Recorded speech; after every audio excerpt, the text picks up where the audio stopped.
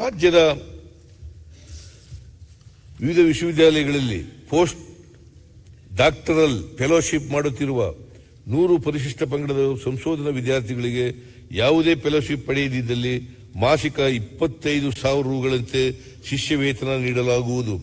ಪರಿಶಿಷ್ಟ ಪಂಗಡದ ಕೊರಗ, ಜೇನುಕುರುಬ, ಎರವ, ಕಾಡುಕುರುಬ, ಸೋಲಿಗ, ಗೊಂಡ, ಸಿದ್ದಿ, ಮಲೈಕುಡಿ, ಕುಡಿಯ, ಅಸಲರು, ಗೌಡಲು, ಬೆಟ್ಟಕುರುಬ, ಅಕ್ಕಿಪಿಕ್ಕಿ, ಇರುಳಿಗ, ರಾಜಗೊಂಡ, ಅರಣಿ ಶಿಕಾರಿ ಮುಂತಾದ 23 ಅರೆ ಅಲೆಮಾರಿ ಸಮುದಾಯಗಳ ಸಮಗ್ರ ಅಭಿವೃದ್ಧಿಗಾಗಿ ಈ ಕೆಳಕಂಡ 2 ಉಪಕ್ರಮಗಳನ್ನು ರೂಪಿಸಲಾಗುವುದು.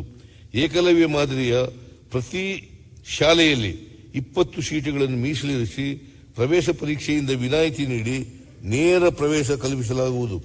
ಪಡಿತರ ಚೀಟಿ ಮುಂತಾದ ಸರ್ಕಾರಿ ದಾಖಲೆಗಳನ್ನು ಒದಗಿಸಲು ವಿಶೇಷ ಕೋಶವನ್ನು 3 ಕೋಟಿ ರೂಗಳ ಅನುದಾನದಲ್ಲಿ ತಾತ್ಕಾಲಿಕವಾಗಿ 1 ವರ್ಷದ ಅವಧಿಗೆ ಸೃಜಿಸಲಾಗುವುದು. ಹಿಂದುಳಿದ ವರ್ಗಗಳ ಕಲ್ಯಾಣ ವಿದ್ಯಾರ್ಥಿಗಳ ಶೈಕ್ಷಣಿಕ ಅನುಕೂಲಕ್ಕಾಗಿ 4 ಕ್ರಮಗಳನ್ನು ಕೈಗೊಳ್ಳಲಾಗುವುದು. 100 ಸಂಖ್ಯಾಬಲದ ಮೆಟ್ರಿಕ್ ನಂತರದ 75 ಬಾಲಕರ ಮತ್ತು 75 ಬಾಲಕಿಯರ ವಸತಿ ನಿಲಯಗಳನ್ನು ಜಿಲ್ಲಾ ಕೇಂದ್ರಗಳಲ್ಲಿ ಪ್ರಾರಂಭಿಸಲಾಗುವುದು. ಪ್ರಸ್ತುತ ಕಾರ್ಯನಿರ್ವಹಿಸುತ್ತಿರುವ 100 ಸಂಖ್ಯಾಬಲದ 150 ಮೆಟ್ರಿಕ್ ನಂತರದ ವಿದ್ಯಾರ್ಥಿ ನಿಲಯಗಳಲ್ಲಿ ಹಾಗೂ 174 ಮೊರಾರ್ಜಿ ದೇಸಾಯಿ ವಸತಿ ಶಾಲೆ ಕಾಲೇಜುಗಳಲ್ಲಿ ಅಗತ್ಯ ಮೂಲಭೂತ ಸೌಕರ್ಯಗಳನ್ನು 200 ಕೋಟಿ ರು ವೆಚ್ಚದಲ್ಲಿ ಹಂತ ಹಂತವಾಗಿ ಒದಗಿಸಲಾಗುವುದು. 30 ವಿದ್ಯಾರ್ಥಿ ನಿಲಯಗಳಿಗೆ 4 ಕೋಟಿ ರೂಗಳ ಘಟಕ ವೆಚ್ಚದಲ್ಲಿ ಸ್ವಂತ ಕಟ್ಟಡಗಳನ್ನು ನಿರ್ಮಾಣ ಮಾಡಲಾಗುವುದು. ಹಳೆಯ ವಿದ್ಯಾರ್ಥಿಗಳ ಸಹಭಾಗಿತ್ವದಲ್ಲಿ ಇಲಾಖೆಯ ವಸತಿ ನಿಲಯಗಳನ್ನು ಅಭಿವೃದ್ಧಿಪಡಿಸಲು ಕಾರ್ಯಕ್ರಮವನ್ನು ಹಮ್ಮಿಕೊಳ್ಳಲಾಗುವುದು. ಹಿಂದುಳಿದ ವರ್ಗಗಳ ಕಲ್ಯಾಣ ಇಲಾಖೆಯಡಿ ಕಾರ್ಯನಿರ್ವಹಿಸುತ್ತಿರುವ ಆಶ್ರಮ ಶಾಲೆಗಳನ್ನು ಡಿ ದೇವರಾಜು ಅರಸು ವಸತಿ ಶಾಲೆಗಳೆಂದು ಮರುನಾಮಕರಣ ಮಾಡಲಾಗುವುದು. ರಾಜ್ಯ ಕೋರ್ಸ್ಗಳಲ್ಲಿ ವ್ಯಾಸಂಗ ಮಾಡುತ್ತಿರುವ ಅಲ್ಪಸಂಖ್ಯಾತ ಸಮುದಾಯ ವಿದ್ಯಾರ್ಥಿಗಳಿಗೆ ಶುಲ್ಕ ಭರಿಸುವ ಯೋಜನೆಯನ್ನು ಪುನಃ ಪ್ರಾರಂಭ ಮಾಡಲಾಗುವುದು. ಅಲ್ಪಸಂಖ್ಯಾತ ವರ್ಗಕ್ಕೆ ಸೇರಿದ ಉದ್ಯಮಶೀಲರು ಸ್ಥಾಪಿಸುವ ಸೂಕ್ಷ್ಮ ಮತ್ತು ಸಣ್ಣ ಕೈಗಾರಿಕಾ ಹೊಸ ಘಟಕಗಳನ್ನು ಸ್ಥಾಪಿಸಲು ಹಾಗೂ ಅಸ್ತಿತ್ವದಲ್ಲಿರುವ ಸೂಕ್ಷ್ಮ ಮತ್ತು ಸಣ್ಣ ಕೈಗಾರಿಕಾ ಘಟಕಗಳ ಉನ್ನತೀಕರಣಕ್ಕೆ ಕೆಎಸ್ಎಫ್ಸಿ ಮೂಲಕ ಪಡೆಯುವ 10 ಕೋಟಿ ರೂವರೆಗಿನ ಸಾಲಕ್ಕೆ 6% ಬಡ್ಡಿ ಸಹಾಯಧನ ನೀಡಲಾಗುವುದು. ರೇಷ್ಮೆ ನೂಲು ಬಿಚ್ಚಾಣಿಕೆಯಲ್ಲಿ ತೊಡಗಿರುವ ಅಲ್ಪಸಂಖ್ಯಾತ ಫಲಾನುಭವಿಗಳ ಆರ್ಥಿಕ ಸ್ಥಿತಿಯನ್ನು ಉತ್ತಮಪಡಿಸಲು ರೇಷ್ಮೆ ಇಲಾಖೆ ಮೂಲಕ ತರಬೇತಿ ಮತ್ತು ಕೆಎಂಡಿಸಿ ಮೂಲಕ ಸಾಲ ಸೌಲಭ್ಯಗಳನ್ನು ನೀಡಲಾಗುವುದು. ಅಲ್ಪಸಂಖ್ಯಾತ ಸಮುದಾಯದ ಮಹಿಳಾ ಸ್ವಸಹಾಯ ಗುಂಪುಗಳಿಗೆ ವಿವಿಧ ರೀತಿಯ ಸ್ವಯಂ ಉದ್ಯೋಗ ಚಟುವಟಿಕೆಗಳಿಗೆ ಉತ್ತೇಜನ ನೀಡಲು 10 ಕೋಟಿ ರು ನೀಡಲಾಗುವುದು. ರಾಜ್ಯದಲ್ಲಿನ ವಕ್ಫ್ ಆಸ್ತಿಗಳ ಸಂರಕ್ಷಣೆ ಮತ್ತು ಅಭಿವೃದ್ಧಿಗಾಗಿ 100 ಕೋಟಿ ರು ಅನುದಾನ ಒದಗಿಸಲಾಗುವುದು ಹಾಗೂ ಭಾರತೀಯ ಪುರಾತತ್ವ ಇಲಾಖೆ ವ್ಯಾಪ್ತಿಯಲ್ಲಿರುವ ವಕ್ಫ್ ಆಸ್ತಿಗಳನ್ನು ಆದ್ಯತೆಯ ಮೇರೆಗೆ ಅಭಿವೃದ್ಧಿಪಡಿಸಲಾಗುವುದು. ವಕ್ಫ್ ಸಂಸ್ಥೆಯ ಧಾರ್ಮಿಕ ಗುರುಗಳಿಗೆ ಹಾಗೂ ಮುತವಲ್ಲಿಗಳಿಗೆ ಪ್ರಚಲಿತ ವಿದ್ಯಮಾನಗಳ ಬಗ್ಗೆ ಅರಿವು ಮೂಡಿಸಲು ತರಬೇತಿ ಕಾರ್ಯಕ್ರಮವನ್ನು ಏರ್ಪಡಿಸಲಾಗುವುದು.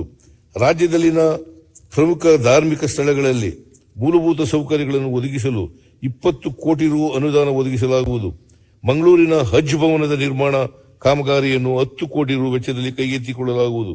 ಜೈನರ ಪ್ರಮುಖ ಧಾರ್ಮಿಕ ಸ್ಥಳಗಳ ಅಭಿವೃದ್ಧಿಗಾಗಿ 50 ಕೋಟಿ ರು ಅನುದಾನ ಒದಗಿಸಲಾಗುವುದು. ಕ್ರಿಶ್ಚಿಯನ್ ಸಮುದಾಯದ ಅಭಿವೃದ್ಧಿಗಾಗಿ 200 ಕೋಟಿ ರು ಒದಗಿಸಲಾಗುವುದು. ಬೌದ್ಧರ ಪವಿತ್ರ ಗ್ರಂಥಗಳಾದ ತ್ರಿಪಿಟಕಗಳನ್ನು ಪಾಲಿ ಭಾಷೆಯಿಂದ ಕನ್ನಡಕ್ಕೆ ಅನುವಾದ ಮಾಡಲು ಸೂಕ್ತ ಅನುದಾನ ಒದಗಿಸಲಾಗುವುದು. ರಾಜ್ಯದಲ್ಲಿ ವಾಸಿಸುತ್ತಿರುವ ಸಿಖ್ ಲಿಗಾರ್ ಸಮುದಾಯದ ಜನರ ಆರ್ಥಿಕ ಸಬಲೀಕರಣಕ್ಕಾಗಿ 2 ಕೋಟಿ ರು ಅನುದಾನದಲ್ಲಿ ಹೊಸ ಯೋಜನೆಗಳನ್ನು ರೂಪಿಸಲಾಗುವುದು. ಬೀದರ್ನಲ್ಲಿರುವ ಶ್ರೀ ನಾನಕ್ ಜೀರಾ ಸಾಹೇಬ್ ಗುರುದ್ವಾರದ ಅಭಿವೃದ್ಧಿಗಾಗಿ 1 ಕೋಟಿ ರೂಪಾಯಿ ಅನುದಾನ ನೀಡಲಾಗುವುದು. ಅಲ್ಪಸಂಖ್ಯಾತರ ಅಭಿವೃದ್ಧಿಯಿಂದ 24-25 ವರ್ಷದಲ್ಲಿ ಒಟ್ಟಾರೆಯಾಗಿ 393 ಕೋಟಿ ರೂಗಳ ಕಾರ್ಯಕ್ರಮವನ್ನು ರೂಪಿಸಿ ಅನುಷ್ಠಾನಗೊಳಿಸಲಾಗುವುದು. ಜಿ ಕನ್ನಡ ನ್ಯೂಸ್ ಈಗ ನಿಮ್ಮ ಮನೆಯಲ್ಲೇ ನೋಡಿ. ಎಲ್ಲ ಕೇಬಲ್ಗಳಲ್ಲಿ ಈಗ ಲಭ್ಯ.